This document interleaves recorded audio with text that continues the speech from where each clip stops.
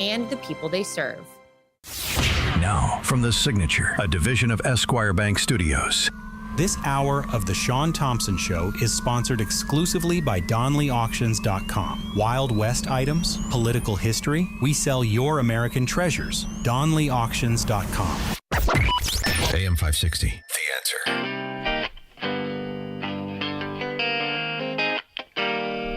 I wonder why they give this J-Lo so much attention. When I say J-Lo, I mean AOC. Is that why? Because she looks like Jennifer from around the block there? I mean, you want to talk about a moron. But then again, aren't they all? I always wanted to be a banker, too. Me, Silky G, his brother, the old man. We're all bankers. I was never able to become a banker. Banker. So you're killing yourself because your dreams of becoming a banker have gone unfulfilled. You can't live without being a banker. Yeah. If I can't be a banker, I don't want to live. You must be a banker. Must be a banker. Okay, we'll go with the banker story. I had... Next thing you know, you'll be Secretary of State and with a good shot to be the mayor. A couple of wannabe gangsters around you, you'll be all right.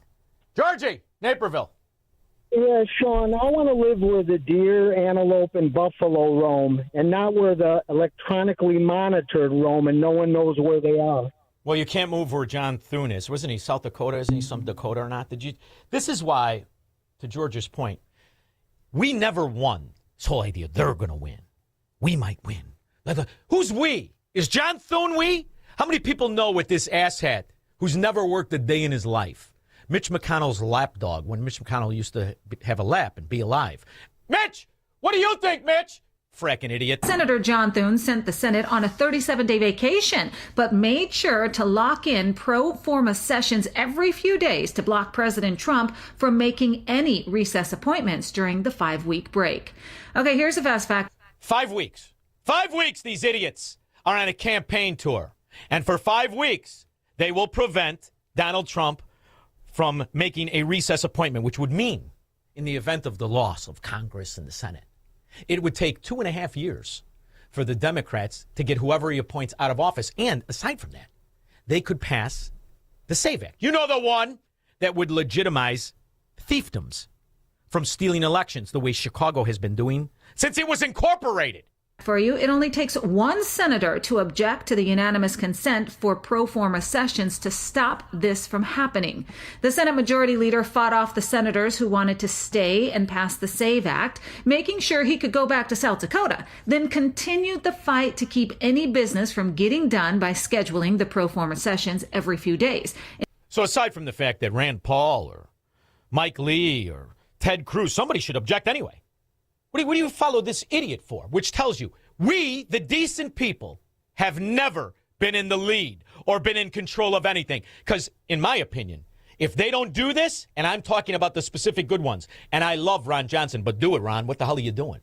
You've been fighting for everybody for 5 years. Object to this. This is outrageous.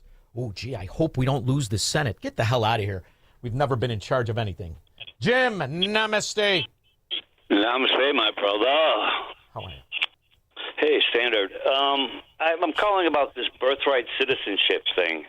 You know, there's this Chinese businessman, billionaire. His name is XUBO Shubo, and he has birthed 100 American children. Sure. And then brought them back to the homeland of China to educate them, and then so they could come in and change our voting and our laws when they become adults, so dual citizenship. Well, they'll do half the damage of the irregular Democrats who just import the ballots for the last, 20 years and been stealing elections that way. So, it's a terrible system, but when you bribe enough Democrats and some Republicans, you get away with it, Jim. Proving my point, we, the decent, have never been in the lead. And you know who made certain this will continue in perpetuity? John Thune. Remember that. John Thune, who is a Republican. But he's like the never Trump. Hey, Jonah Goldberg, what do you think, moron? Glenn, Orlando. Yeah, Shaun, man, these traders are unbelievable. But anyway, AOC, she has concluded that the reason why we won the Cold War was due to climate change. Dude, I tell you, to watch her this weekend was absolutely fantastic. I mean, really, honestly fantastic. You want to talk about a monument? You know, I've always said the Democrats in general are monuments to the stupid and to the scum in society. Just look at them. Just pick one from any era. Monuments to scum or stupid. But I will say this, 25, 30 years ago, and I'm including Richard J. Daley, who I strongly believe couldn't read.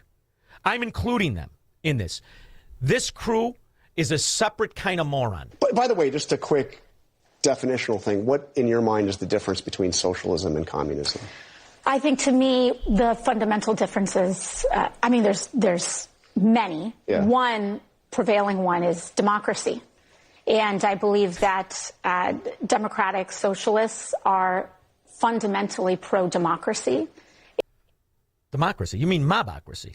And what she's hiding is that in their world, they could just say 51% of the people want to take the assets, the rights, and the life away from 49, and that's socialism. That's okay then. So you're dealing with morons who could not have a conversation with a founding father, with a 14-year-old Civil War fighter on either side. You're dealing with the dumbest time in American history right now in the year 2026. So who's to blame for that? The policies of plunder that Thomas Sowell warned us of. The education system, where right now in the city of Chicago, that is a joke. And all you have to do is look at a news clip. $33,000 per head, whether a citizen, whether a non-citizen, whether in the room. That's what society is built to teach morons to believe this is a government versus a policy of plunder. And they got it just the way they want it. Morons supporting morons. Isn't that right? Fat girl Roma. What's her name? Margaret? Maggot? What is her name? Megan? Doesn't matter. I voted no on endorsing XYZ, and I'm still going to show up and knock some doors. That's all it means. No, you're not. You're not. 3 steps, you ain't getting your big fat ass and a yardstick of ass crack up it. She's got to be 320, squirrel. I think, yeah. I don't. People have developed these boogeymen around their everything on the left. So figuring out what that discipline to the organization, and the idea of, like, I have discipline to the organization, not the organization is going to discipline me. You know, the organization is not going to show up and slap. Yeah, but how's it work? What's the economic system of your so-called socialism, you fracking moron? At my wrist, that's silly. But I think by drawing some lines and by saying, like, this is really what we believe in, it's not negotiable. I think we did that for the first time with. Now, this would mean nothing except they have the queen of fat bottom girls.